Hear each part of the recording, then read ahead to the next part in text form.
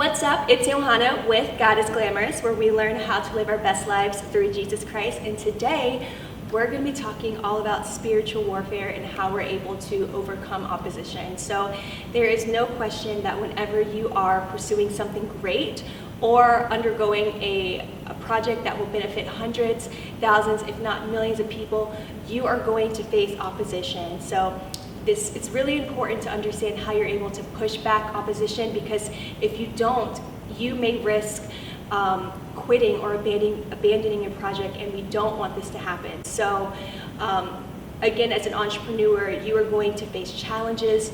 There may be situations or people that try to get in your way to stop you from doing the great things that God has called you to do. But we're not going to let this happen. So one of the best things that we can do is to stay in the Word and to take a look at some of the examples that have happened in the past, in the biblical terms or biblical days, and study how you're able to overcome this. So we are going to be taking a look at Nehemiah and some of the ways in which Nehemiah faced opposition and how we're able to overcome it. So without further ado, let's examine the top 3 ways in which we can recognize opposition and learn how to overcome it. So one of the first signs of opposition and how you're able to overcome it is to realize and recognize that there will be people in your path that try to make you feel as though your vision is small. And more importantly, they will try to discourage you and criticize your vision so that you will feel as though that it's not worthy or valid to pursue. So we're going to be taking a look at Nehemiah and how Nehemiah began to rebuild this wall, the wall of Jerusalem, and he faced opposition from 3 regional governors who worked directly for the king of Persia, and they were Sanballat the Horonite, Tobiah the Ammonite, and Geshem the Arab. And these 3 individuals were constantly picking at him, constantly nagging him, constantly making fun of him to discourage Nehemiah from pursuing this project. So the first thing that they did was they tried to make him feel as though his vision was small. So in Nehemiah chapter 2, verse 18, it starts off by saying, "So they said, 'Let us rise up and build.' Then they set their hands to this good work. But when Sanballat the Horonite, Tobiah the Ammonite official, and Geshem the Arab heard of it, they laughed at us and despised us and said, 'What is this thing that you are doing? Will you rebel against the king?'" So as you can see, Nehemiah and his team were so excited to start working on this project. They said, "Let us rise up, let us do this good work." And then their criticizers come along and they start laughing at them and start mocking them and try to essentially discourage them from pursuing their project. But this is what Nehemiah says right after. So in Nehemiah chapter 2, verse 20, it says, "So I answered them and said to them, 'The God of heaven himself will prosper us. Therefore, we his servants will arise and build, but you have no heritage or right or memorial in Jerusalem.'" So one of the ways in which Nehemiah was able to discredit the critics was to, number one, he prayed to God, he prayed for strength, and he showed them that their opinions were invalid. So just remember to have the faith to push forward, pray for strength and guidance and wisdom from God, and keep your eyes on the prize, because you are going to definitely want to push through that opposition no matter what kind of opposition that you face. Also, it's really important to understand that your success doesn't come through people. Your success comes through God. So when Nehemiah pushed back at his critics, he said, "Hey, God will prosper us."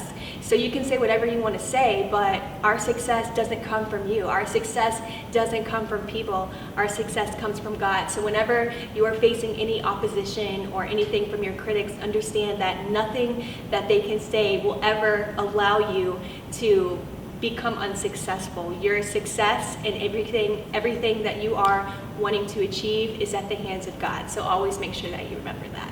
So the second way in which you can recognize opposition is to understand that whenever you are doing something great, there will be people that try to distract you and try to take you away from your specific visions.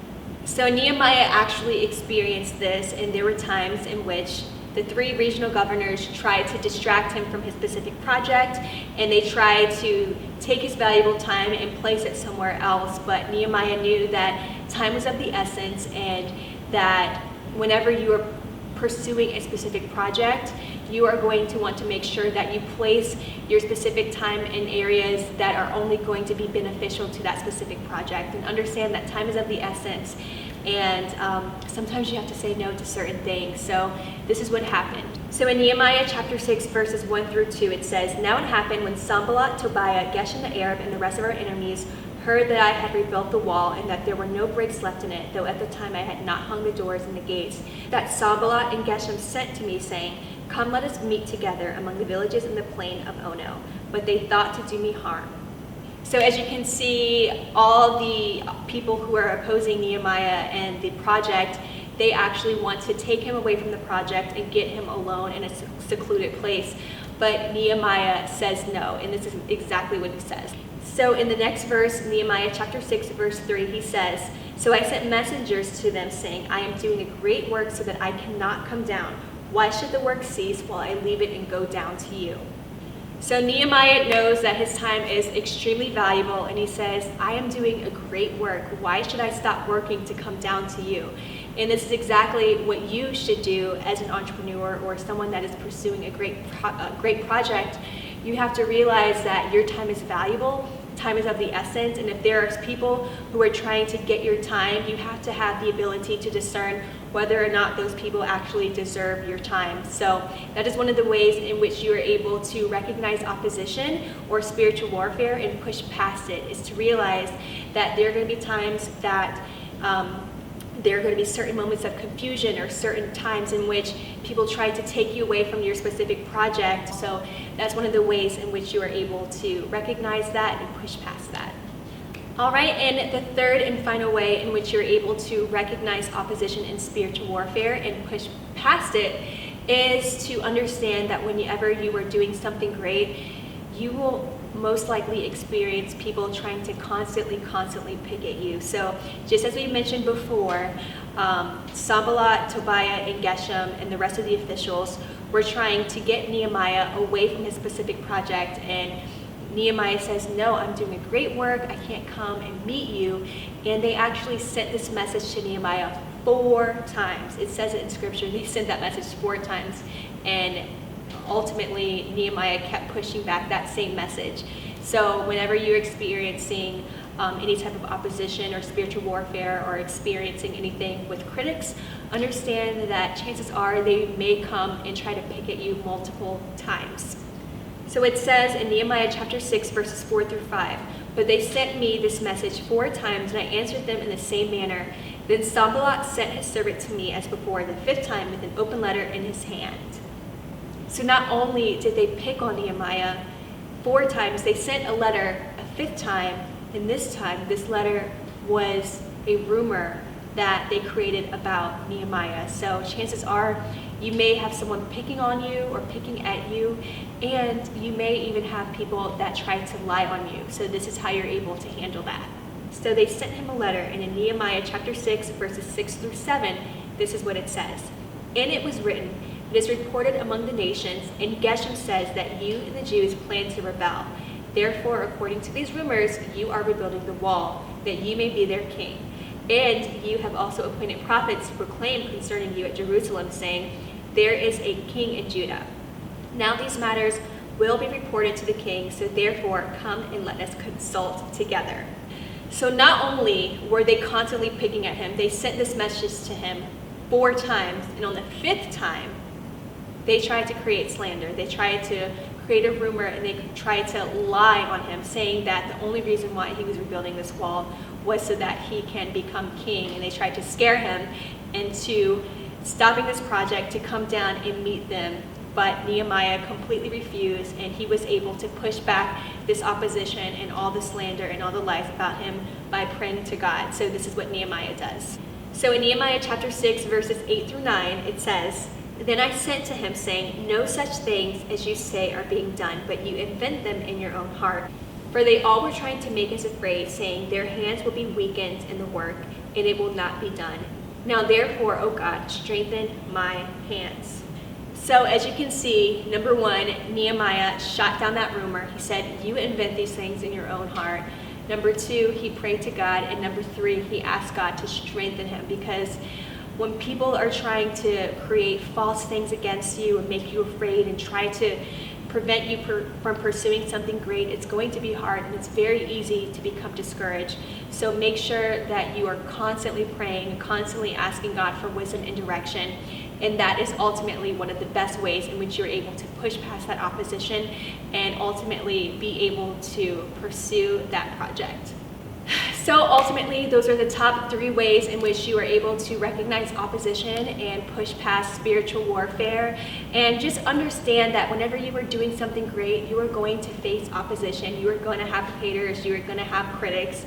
But it's so important to understand how you're able to deal with that. And the number 1 trick in which you're able to push past opposition and get through spiritual warfare is to pray.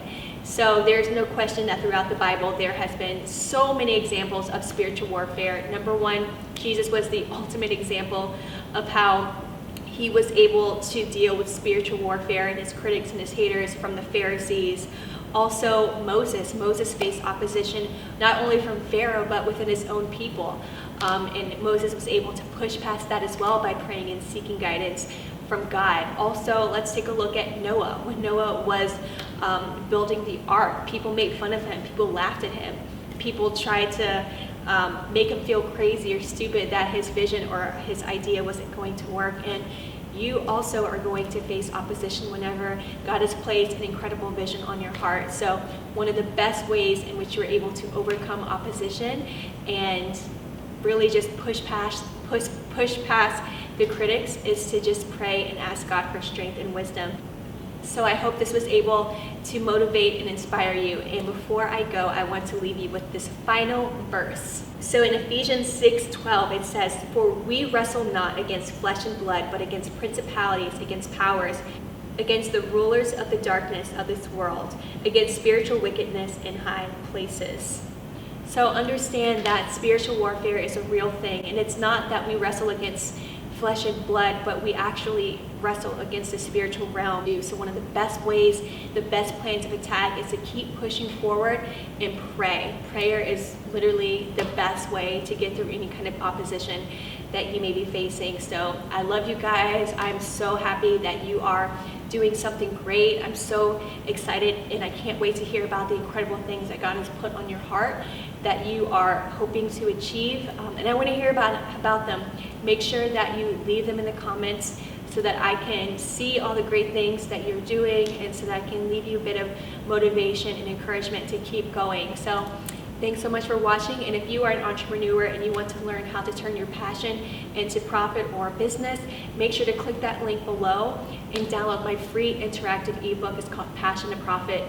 And again, I help you turn your God-given vision into a reality by recognizing the spiritual gifts that God has placed on your heart. So thanks so much for watching. Make sure to like and subscribe and be sure to share this video if it has motivated and inspired you. All right, love you guys and I'll talk with you later. Stay glamorous.